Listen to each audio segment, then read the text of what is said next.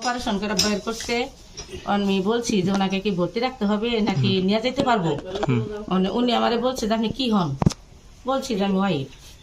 তাহলে উনি বলছে যে তার ওয়াইফ এই কাজ করছে, তাহলে আপনি ওয়াইফ থাকতে উনি বিয়ে করছে কেন?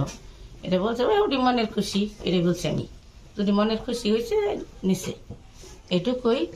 পরে বলছে ওই স্যারে বলছে যে 3টা দিন এখানে রাখলে ভালো হবে আপনার জন্য, যেহেতু অনেক দূরে টাঙ্গাইল থেকে আসছেন। 2 দিন পরে তো আবার নিয়ে আসা সম্ভব না, ইনফেকশন হয়ে যেতে পারে। তাহলে 2-3 দিন রাখেন। তাহলে 3 দিনেরই নিচ্ছি, এবং কি 3 দিনের বেড ভাড়াও দিছি আমি দিচ্ছি। ওইখানে আমার প্রায় 50,000 টাকা খরচ। এদিকে আসলে আমি গরিব মানুষ, ওই 50,000 টাকা আমি কোত্থেকে জোগাড় করলাম? খালি দাঁড় করছি, তাও এই দেশে যাইয়া নিয়ে খালাতো ভাই গোর সাথে এর সাথে যে তাড়াতাড়ি টাকা দিই। আমি ওইদিকে যেতে চাচ্ছি না, আপনার কাছে আমি পয়েন্ট 2-3টা কথা জিজ্ঞাসা করতেছি। আপনার স্বামী বলে গেছে ওই মেয়ের সাথে ওই মেয়ের বিয়ে হওয়ার আগ পর্যন্ত সম্পর্ক, তার মানে জিনিসটা আপনারা অবগত আছেন এবং আপনারা সতর্ক করে ধরুন মাঝখানে কিন্তু গ্যাপ ছিল, কথাবার্তা বলতে পারে নাকি?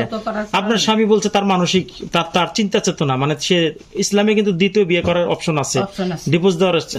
আপনার স্বামীর যদি এতই পছন্দ হয় আপনি তাকে বিয়ে করে নিয়ে আসতেন। হ্যাঁ অবশ্যই নিয়ে আসতে পারতাম, কিন্তু উনিও বুঝছে যে এই সংসারে আরেকজন আইনে, মানে উনি আসলে কামাই হতো না।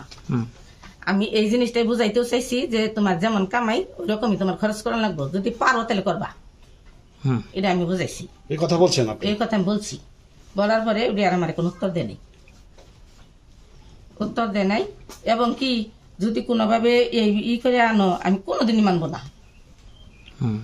কোনোদিনই মানবো না। কারণ হলো আমারটা আমি কাজ করে খাই, তোমারটা তুমি আলাদা খাবা যদি তোমার দরকার হয়। এইভাবেই বলছি আমি, সত্যি যাতাই বলছি। আপনি প্রথম স্ত্রী হিসাবে আপনার এই স্বামীর ঘটনাটা এবং আরজিনার ঘটনাটাকে আপনি কিভাবে ব্যাখ্যা করবেন? মানে আপনার কোনোভাবে আর ব্যাখ্যা করতেছে না, ব্যাখ্যা উনি করছে, এতেই যথেষ্ট। আমরা বেশি কিছু আসলে জানতে চাবো। ছোট্ট একটি প্রশ্ন, সেটা হচ্ছে যে পুরুষের জীবনে মহামূল্যবান যে সম্পদটি ওনার ছিল, এই সম্পদটাই নষ্ট করে ফেলছে ওই মেয়েটা। সেক্ষেত্রে আপনার চাওয়া কি এবং দাবিটা কি? আমার চাওয়ার দাবি এখন আপনাদের কাছে আছে যে এই দাবির জন্য যেটা হয়েছে এটা তার কোনোভাবেই উঠা লাগবে না, কোনোভাবেই নেই। এটা আমারে উনি বলতেছে যে আমি সুস্থ হব, ডাক্তার বলছে। আমি বলছি যে ডাক্তার তোমার কাছে বলে নাই, ডাক্তার আমার কাছে বলছে। কারণ হইলো যে ডাক্তার আমারে ছাড়া ওইখানে অপারেশন করে নাই। আমার খালাতো ভাই তো নিয়ে গেছে, উজায়নে আমার ফোন দিছে, আভা তোমারে ছাড়া সম্ভব না, তুমি কি করবো এখানে তো রাত করে। রাত 1টার সময় আমি প্রাইভেট কার নিয়ে আমি আর আমার এক চাস্ত দেবর এই ঢাকা গেছি। যাই দেখি যে কোনাবাড়ির থেকে রেফার করছে গাজীপুর থেকে দেয় নাই, ভর্তি নেয় নাই, বাইরে রেখে দিছে। 8তলার উপরে দৌড়ে যায় খালি নামাই নিয়ে ঢাকা মেডিকেল কলেজ হাসপাতাল।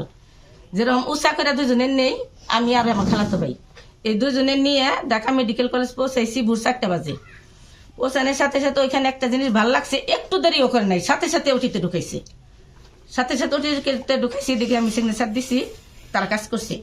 কিন্তু এই কাজটা অনেক সময় হয়েছে, ভোর 4টার সময় থেকে 7:30 পর্যন্ত। মানে শেষ কথাটা আপনার শেষ চাওয়াটা কি?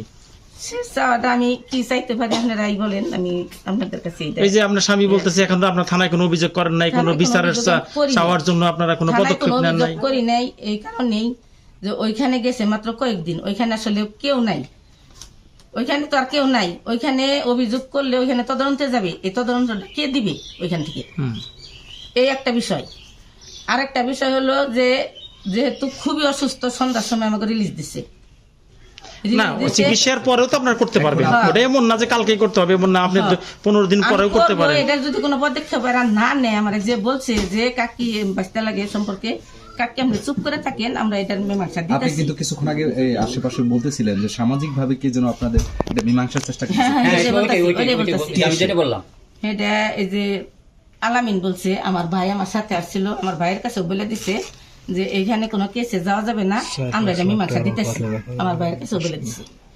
কিন্তু আমরা শুনলাম যে একটু কথা শুনছি প্রায় 4-5 লাখ টাকার বিনিময়ে হচ্ছে আপনাদের সাথে, হচ্ছে এরকম একটা কিছু।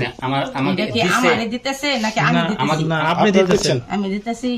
আমার 4-5 লাখ টাকা তো দূরে থাক, আমার 4-5 হাজার টাকা দেওয়ার ক্ষমতা নাই। তো এখন আপনাদের কি চাওয়া, আপনাদের দাবিটা কি? আপনার স্ত্রী হিসাবে, প্রথম স্ত্রী হিসাবে আপনার দাবিটা কি? প্রথম স্ত্রী হিসাবে আমি যদি যেটা দাবি করি এটা আপনারা দিতে পারবেন? আপনি বলতে পারেন।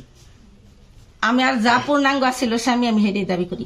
তো সেটার জন্য তো শাস্তি, যে মেয়েটা কাটছে তার দরকার, তার বিচার, তাহলে তার বিচার না? দরকার, তার দরকার। তার বিচার তাহলে এখন দরকার। আমার আইনে দাবি আছে হলো যে যেহেতু বইলা দিতেছে, বইলা বেড়াইতেছে যে দর্শন করছে, এখন কেমন করে দর্শন করলো আপনারা কতটুকু জানছেন? এই মেয়ে ছাড়া আপনারা কিভাবে জানেন যে দর্শন করছে?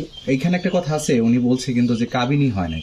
হ্যাঁ, কাবিন হয় কাবিন নাই। ছাড়া কারোর সাথে এক ঘরে থাকাটা তো সেটা বৈধ না, বিয়ে পড়াইছিলেন, বিয়ে পড়াইছিলেন, বিয়ে পড়াইলে করা কাবিন যাবে। হুজুর দিয়ে বিয়ে পড়াই বৃদ্ধ নিছে। বয়সেও কাবিন করা যায়, কাবিন তো কোনো বিষয় না, এটা তো সরকারি বিধান। এখন এটার বিচার আমি আপনাদের কাছে চাই, এবং কি বিচারের সাথে মীমাংসা চাই। আপনি কি তাহলে বলতে চাচ্ছেন আপনার স্বামী ধর্ষণ করে নাই? না না না, উনি কোন এই মানে যে যে কয়েকদিন সংসার করছে, এটা কি বৈধ সংসার করছে? বৈধ সংসার করছে আমার কাছে বলছি, কি বলছে? আমার কাছে বলছে যে কাবিন করি নাই, ঠিক আছে, কিন্তু আমি বিয়া করাই নিছি। আমি আবার বলছি যে তোমার মাথায় কিন্তু টুপি, হুম তুমি ভুল কাজ করো না, হুম যাই করছো ভুল কাজ করো না। হুম বলছে যে বিয়া করাই দিচ্ছি, সমস্যা নাই। দুইজনের মতেই বিয়া হয়েছে, হুম দুইজনের মতেই যেহেতু বিয়া হয়েছে, সেহেতু মানে ঘুরে গেলে যেখানে থাকছে না থাকছে কোনাবাড়ি যে বাসা নিচে লাস্টে, এটা আমাকে বলছে যে আমি কোনাবাড়ি বাসা নিছি। আমি এতটুকুনো বলছি আগের দিন, ঘটনার আগের দিন, যে বাসার ঠিকানা দেওয়া আমি আসতেছি। অর্থাৎ আপনি আইনের আশ্রয় এই কারণে নেন না যে সামাজিক ভাবে আপনাকে বলা হচ্ছে এটা মীমাংসা করে দিবেন। সামাজিক ভাবে আশ্রয় বলা হচ্ছে, তারপরে আমিও ভাবতেছি যে আমার দুটা মেয়ে আছে, বিয়ে দিচ্ছি।